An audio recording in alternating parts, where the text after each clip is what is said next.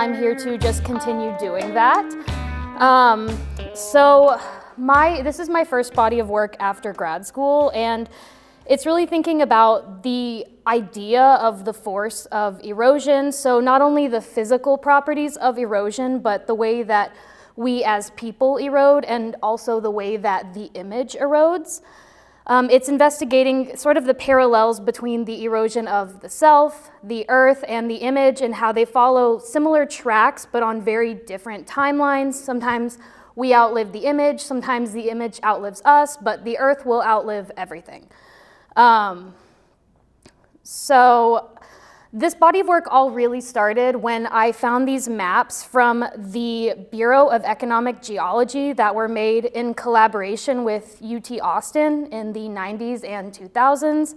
And I really fell in love with the bright colors, but also the ways that, despite whether we're talking about general soil or geology, aquifers, or tectonic plates, there are a lot of similarities that have evidence of the way that the state has eroded into what it is. Like, in all of them, in some form, there's this basin like northwest of Austin that I find really interesting, and I still wonder what happened there, but I haven't gotten to that part of the internet yet to find out. So when I do, I will let you know.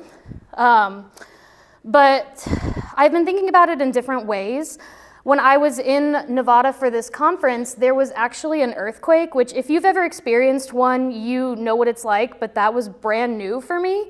I was wondering why I felt like dizzy and sick. I mean, the conference was in a casino, so I thought it was just like casino vibes. But I was wondering what were they doing to cause the ground to literally be shaking? It was like 2 p.m. in the afternoon, and all of a sudden I realized, oh my God, it's an earthquake. There are literally mountains outside of my room. And so I quickly began tracking epicenters and trying to find what I was feeling, where was it coming from, how deep did it go? And so the one I felt is the one that is outlined in the red, and I started looking for like fault lines in Nevada, which I'd only really looked at Texas, but I found it very interesting just seeing where they were, and where Reno is, there's like some fault lines right there too. So it was really interesting to feel the physical force of the thing that I had been thinking about and talking about continuously while I was there. I grew up in South Texas near the Gulf, so this was a completely new experience for me, and it was very jarring. Feeling the force of erosion so viscerally, the thing that created the mountains I could see from my room, hello,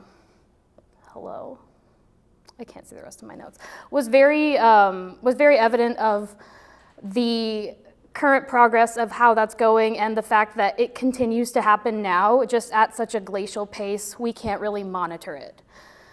So in thinking about things like that, thinking about the earth and erosion, it led me to start investigating the Polaroid in a different way than I had so far. I started looking at specifically the idea of earth pigment or ochre and making it myself, and this is an image of Lake Ray Roberts. I say it's a chemically altered Polaroid. I'm just pouring isopropyl alcohol in there and hoping it turns out good. But this is the like orangish brown pigment that is erupting from the bottom is pigment from the lake bed of Lake Ray Roberts. And I really liked the way that the actual evidence of the land interfered with the image of the landscape. And it sort of asserted itself into the conversation of the landscape, asserting its place in the conversation, saying like, this exists because of me. You can't talk about this without talking about me. I earned my place in this conversation. I also like the idea of looking at the landscape through the land itself and seeing what it is and what it's made of at the same time. I also really enjoyed seeing my fingerprints on the Polaroid surface. You can see it on the bottom corners and then probably in a couple other places as well. And the fact that as a part of the conversation with the land and the landscape, I was also implied in that conversation as well. When it comes to thinking of the other ideas of erosion, the image and the self, I'm trying to examine my documentation of important places, moments, people, and events that have left me changed or have helped me to understand myself in new ways. So this is a Polaroid of the last photograph I took from my home in Rochester, New York before I moved back. This home saw me through graduate school, a uniquely challenging sort of experience, as well as COVID, which happened in the middle of grad school, and also an abusive relationship. Those walls watched me become someone new over and over again, and I had to build myself up all within their confines. So it felt important for me to talk about the structure that witnesses the erosion of the self.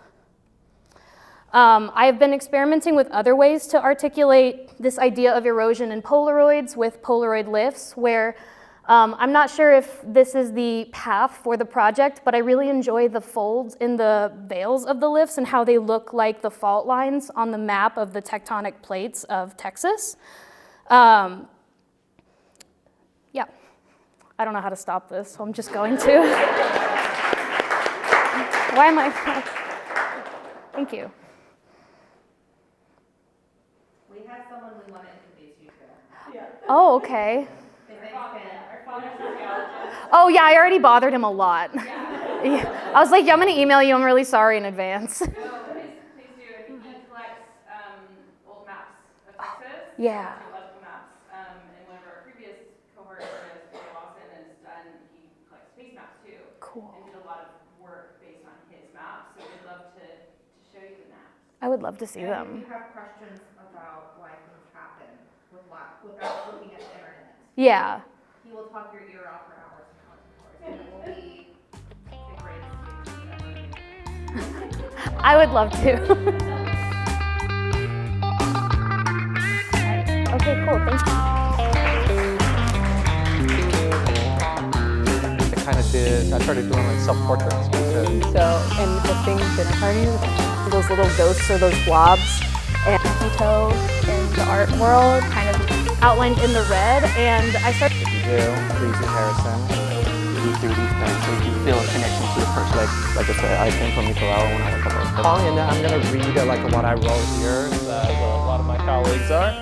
All right, well, So my goal for Cedars Union. not respond, but you can follow me if you want. so here's a little bit about what I've published in the past. We were talking about this the other time. Yeah, I would love to. It looks much smoother on my screen.